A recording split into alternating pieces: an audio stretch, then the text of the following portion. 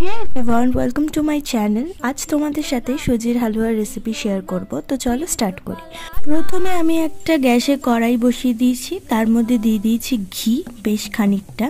গরম হলে তার মধ্যে কাজু কিশমিশটা একটু ভেজে নেব। আমি একটু কাজু কিশমিশ খাবারে একদম পছন্দ করি না বলে কম নিয়েছি। তোমরা তোমাদের পছন্দ মতন ড্রাই ফ্রুটস এর মধ্যে কিন্তু দিতে পারো। কাজু কিশমিশ ভেজে নিয়ে তার মধ্যে আরেকটু ঘি দিয়ে তার মধ্যে সুজিটা আমি ভেজে নিয়েছি।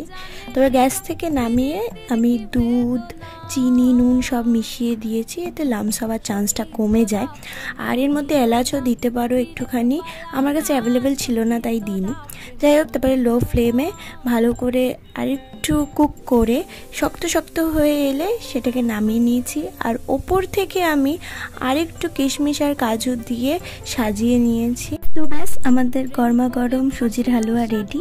ফুলকো লুচির কিন্তু ফেভারিট পার্টনার এটা।